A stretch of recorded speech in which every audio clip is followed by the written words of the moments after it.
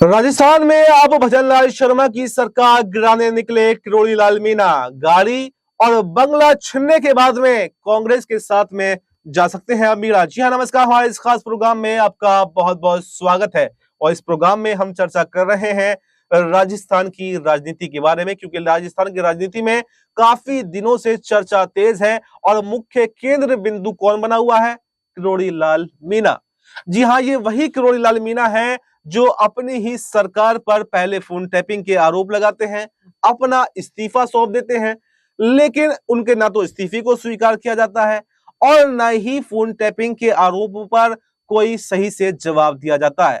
जवाब मात्र औपचारिकता के लिए गृह मंत्री जरूर सदन में देते हैं, लेकिन उसके बावजूद भी किरोड़ी लाल मीणा उससे संतुष्ट नहीं होते हैं और उसके फौरन बाद दोबारा से उस मुद्दे को उठा देते हैं कि आखिर मेरा फोन टैप क्यों किया जा रहा है। और उसके बाद में कैसे उनको कांग्रेस का समर्थन मिलता है। सचिन पायलट, अशोक गहलोत, कांग्रेस के बड़े नेता यहां पर किरोड़ी लाल मीणा का समर्थन करते हैं। और उस समर्थन मिलने के बाद में अब ये अटकलें लगाई जा रही हैं कि वसुंधरा राजे का समर्थन भी यहां पर किरोड़ी लाल मीणा को मिल रहा है। और वसुंधरा राजे का समर्थन मिलने के बाद में किरोड़ी लाल मीणा अब बड़ा कदम उठा सकते हैं। तो क्या वो कांग्रेस के साथ में आ सकते हैं, या फिर हनुमान बेनीवाल ने भी उनको ऑफर किया था, या उनकी तरफ भी जा सकते हैं? ये एक सवाल राजस्थान की राजनीति में बना हुआ है। तो इन तमाम सवालों पर हम चर्चा करेंगे। मेरे साथ मेरे सहयोगी राहुल जी मौजूद हैं। राहुल जी, सबसे पहले तो आपका बहुत बहुत स्वागत है हमारे इस प्रोग्राम में। राहुल जी, मेरा पहला ही क्वेश्चन आपसे रहेगा।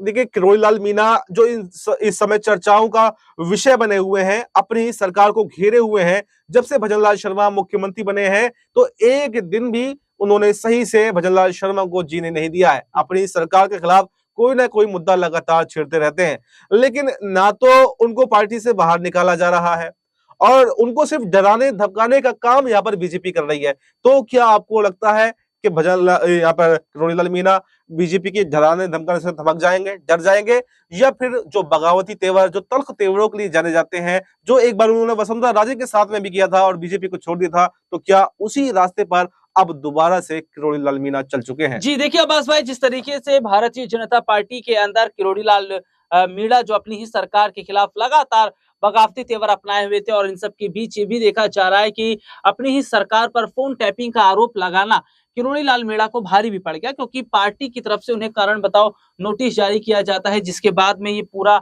बवाल छिड़ता नजर आता है। और इन सब के बीच में हम ये भी बता देते हैं कि किरोड़ी लाल मीणा को कांग्रेस का भी सपोर्ट मिलता नजर आया, क्योंकि देखिए किरोड़ी लाल मीणा ने जब अपनी सरकार पर फोन टैपिंग के आरोप लगाए तो अशोक गहलोत, सचिन पायलट, ये बड़े चेहरे जो मीणा को समर्थन करते नजर आए। तो ऐसे में जो हालात, जो स्थिति इस वक्त बनी है, वो ये साफ तौर पर बता रही है, वो ये चीजें दिखा रही है कि क्या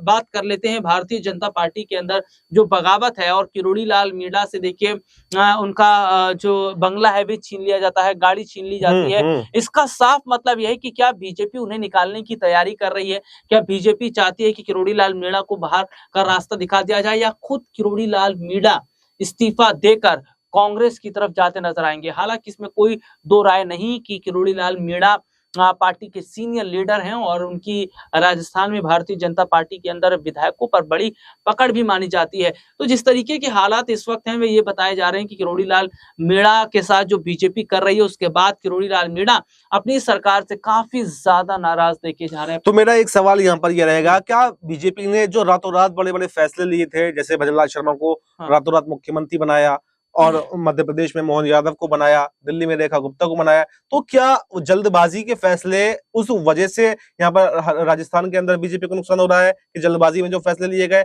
और अगर राजस्थान में नुकसान होता है तो क्या सिर्फ राजस्थान में होगा, या कई राज्यों तक ये जो आग है वो पहुंच सकती है? देखिए अब्बास भाई, जिस तरीके से देखा जा रहा है कि अगर बगावत की बात करें तो भारतीय जनता पार्टी की जो बगावत है वे हरियाणा के अंदर भी देखने को मिलती है। अनिल विज, नायब सिंह सैनी की, महाराष्ट्र में आप आ जाइए, देवेंद्र फडणवीस, एकनाथ शिंदे, अजीत पवार, इनके बीच के हालात किस तरीके के हैं।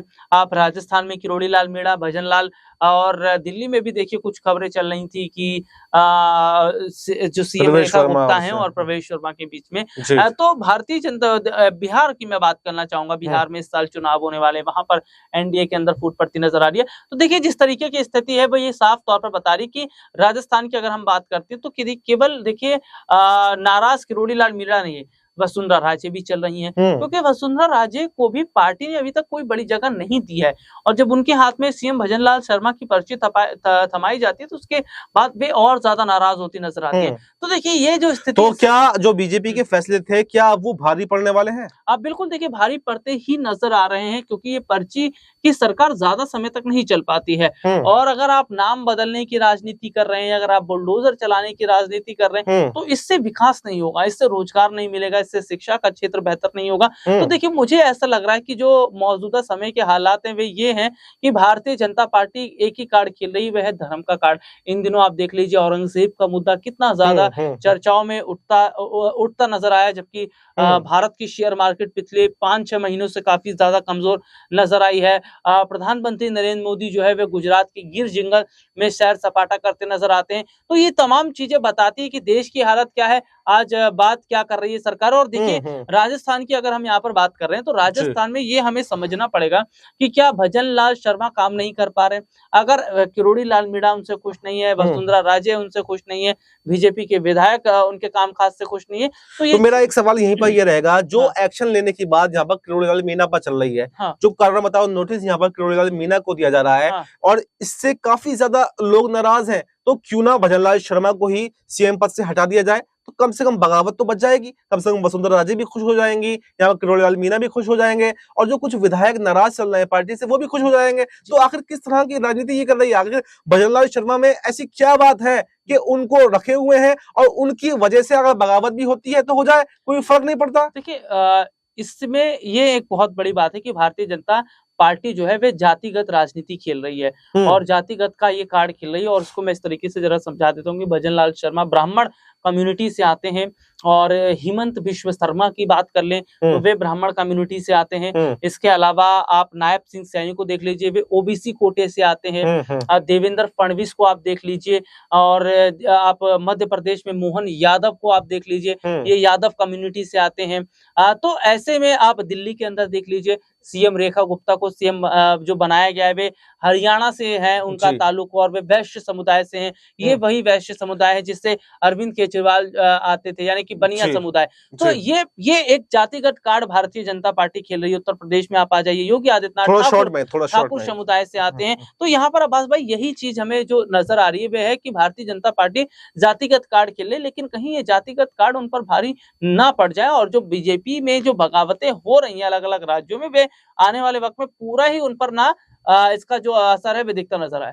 तो देखिए हमारे सहयोगी ने आपको विस्तार से बताया कि किरोड़ी लाल मीणा को अगर उन पर एक्शन लिया जाता है या फिर नहीं भी लिया जाता है तो बड़ी बगावत जो है राजस्थान के अंदर देखने को मिल सकती है। और बीजेपी सीएम भजनलाल पर एक्शन इसलिए नहीं ले रही है क्योंकि जातिगत कार्ड खेलने की कोशिश यहाँ पर की जा रही है। वो पूरे समूचे देश को लेकर के ऐसी जातिगत वो करते, चाहे आप मंत्रिमंडल का हिसाब देख लीजिए, चाहे अभी बिहार में जो मंत्रिमंडल का विस्तार किया गया है उसमें भी जातिगत समीकरण का हिसाब रखा गया है। और आप देखिए एक विधायक से लेके देश के राष्ट्रपति तक यहाँ पर चाहे आदिवासी समुदाय हो, चाहे एससी हो, चाहे एसटी हो, या फिर जनरल की बात करें तो वैश्य समाज हो, चाहे ब्राह्मण समाज हो, तमाम समाजों को खुश करने की कोशिश यहाँ पर की जा रही है। और इसमें अब ये देखा जा सकता है कि आने वाले समय में अगर बगावत राजस्थान से शुरू होती है तो ये जातिगत कार्ड खेलना बीजेपी को भारी पड़ सकता है और कई राज्यों में एक साथ सरकारें गिर सकती हैं। तो फिलहाल इस प्रोग्राम में इतना ही। इस पर आपको क्या कुछ कहना है, कमेंट बॉक्स में अपनी राय जरूर दें।